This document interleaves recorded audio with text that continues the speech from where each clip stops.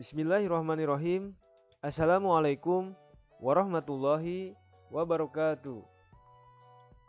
Alhamdulillahirabbil alamin. Puji dan syukur marilah kita panjatkan kehadirat Allah Subhanahu wa taala yang mana telah melimpahkan nikmat dan karunia-Nya kepada kita sehingga kita bisa berjumpa dalam mata kuliah PBSI kelas rendah. Salawat serta salam semoga tetap tercurah limpahkan kepada junjungan kita Nabi besar Nabi Muhammad SAW, kepada keluarganya, para sahabatnya, dan tak lupa kita selaku umatnya. Yang kami hormati dosen pengampu mata kuliah PBSI kelas rendah Bapak Dadang Cunandar MPD, rekan-rekan RPL yang kami banggakan.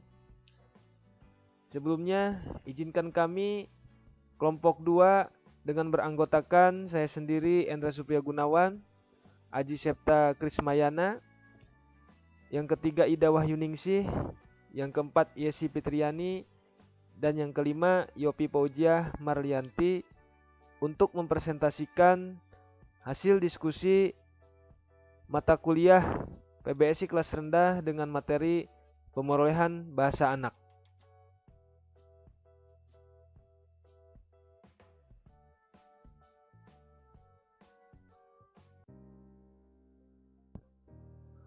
Baiklah, langsung saja pada pembahasan materi. Yang pertama, untuk bab 1 pendahuluan. Dalam kehidupan setiap orang, tentu saja tidak terlepas dari bahasa. Pertama kali seorang anak memperoleh bahasa yang didengarkan langsung dari sang ibu sewaktu anak tersebut terlahir ke dunia ini.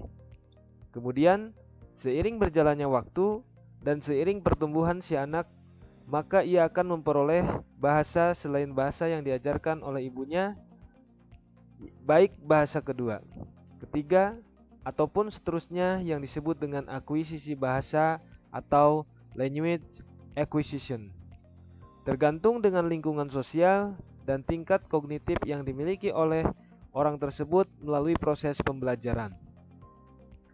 Pemerolehan bahasa merupakan sebuah hal yang sangat menakjubkan, terlebih dalam proses pemulihan bahasa pertama yang dimiliki langsung oleh anak tanpa ada pembelajaran khusus mengenai bahasa tersebut kepada seorang anak atau bayi. Seorang bayi hanya akan merespon ujaran yang sering didengarnya dari lingkungan sekitar, terlebih adalah ujaran ibunya yang sangat sering didengar oleh anak tersebut. Dalam proses perkembangan, semua anak manusia yang normal paling sedikit memperoleh satu bahasa alamiah. Dengan perkataan lain, setiap anak yang normal atau pertumbuhan yang wajar memperoleh suatu bahasa, yaitu bahasa pertama atau bahasa asli, bahasa ibu dalam tahun-tahun pertama kehidupan di dunia ini. Walaupun tidak disangkal adanya kekecualian misalnya secara psikologis ataupun alasan-alasan lain. Peranan pemerolehan bahasa 1 merupakan sesuatu yang negatif terhadap pemerolehan bahasa 2.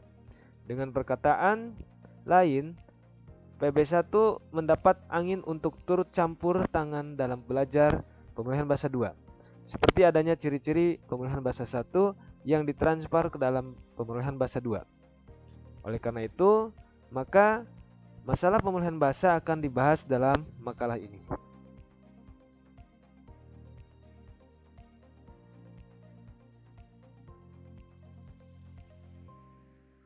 Untuk rumusan masalahnya, yang pertama, apa itu pemulihan bahasa?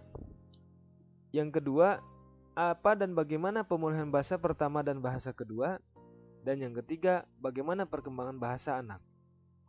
Untuk tujuannya, untuk memberikan pemaparan mengenai pemulihan bahasa. Yang kedua, memberikan pemaparan mengenai pemulihan bahasa pertama dan kedua. Dan yang ketiga, memberikan pemaparan bagaimana perkembangan bahasa. Selanjutnya, bab 2 pembahasan pemulihan bahasa anak.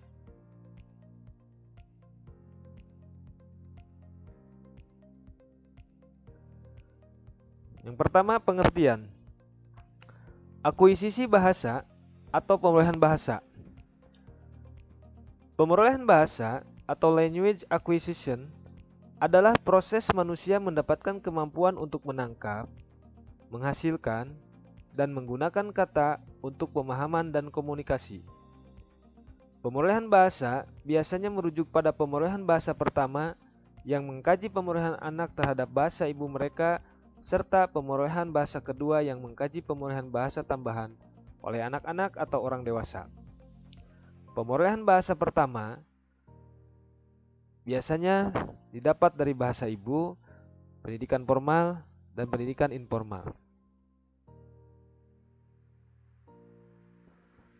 B. Teori pemulihan bahasa. Yang pertama, teori behaviorisme. Teori ini menyoroti aspek perilaku kebahasaan yang dapat diamati langsung dan hubungan antara rangsangan atau stimulus dan reaksi atau respon. Perilaku bahasa yang efektif adalah membuat reaksi yang tepat terhadap rangsangan. 2. Teori nativisme.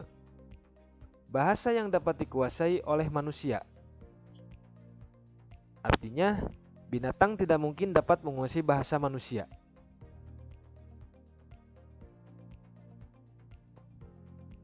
3.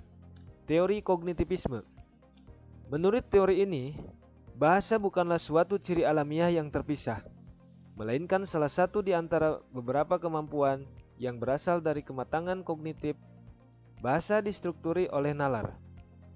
4. Teori interaksinisme. Teori ini beranggapan bahwa pemulihan bahasa merupakan hasil interaksi antara kemampuan mental pembelajaran dan lingkungan bahasa. Pemulihan bahasa ini berhubungan dengan adanya interaksi antar masukan, input, dan kemampuan internal yang dimiliki pembelajar. Pemulihan bahasa anak. Yang pertama, pemulihan bahasa pertama. Yang kedua, pemulihan bahasa kedua. Selanjutnya, untuk penjelasan pemulihan bahasa, yang pertama pemulihan bahasa pertama. Pemulihan bahasa pertama memang bersifat primer, paling sedikit dalam dua hal, yaitu dari segi urutan dan dari segi kegunaan. Selama pemulihan itu mengalami proses yang berlangsung selama jangka waktu yang panjang, maka jelas terdapat berbagai kasus yang rumit. Pemulihan bahasa pertama adalah apabila seseorang memperoleh bahasa yang semula tanpa bahasa. Ragam pemulihan bahasa pertama. Yang pertama, ekubahasa atau pemulihan bahasa pertama tetapi yang diperoleh hanya satu bahasa. 2. Dwibahasa. Pemulihan bahasa pertama tetapi yang diperoleh dua bahasa.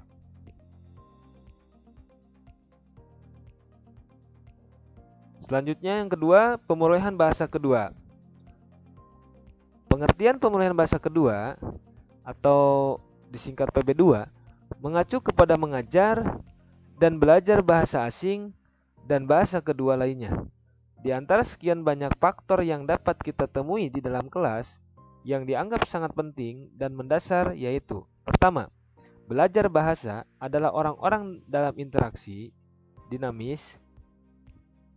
Kedua, belajar bahasa adalah orang-orang dalam responsif. Proses pemulihan bahasa kedua. Pemulihan dan pembelajaran dapat dibedakan dalam 5 hal, yaitu: 1. Memiliki ciri-ciri yang sama dengan pemulihan bahasa pertama. Seorang anak penutur asli, sedangkan belajar bahasa adalah pengetahuan secara formal. 2. Secara bawah sadar, sedangkan pembelajaran sadar dan disengaja. Ketiga, bahasa kedua seperti memungut bahasa kedua, sedangkan pembelajaran mengetahui bahasa kedua. 4. Mendapat pengetahuan secara implisit, sedangkan pembelajaran mendapat pengetahuan secara eksplisit. Pemulihan yang kelima, pemulihan tidak membantu kemampuan anak, sedang pembelajaran menolong sekali. Selanjutnya, aspek-aspek pembelajaran bahasa kedua. Yang pertama, kemampuan bahasa. Yang kedua, usia. Yang ketiga, strategi yang digunakan. Yang keempat, motivasi. Yang kelima, hubungan antara pemurolehan bahasa pertama dan pemurolehan bahasa kedua.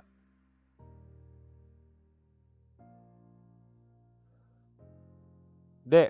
Urutan perkembangan pemurolehan bahasa. Yang pertama, perkembangan prasekolah. Yang kedua, perkembangan masa sekolah.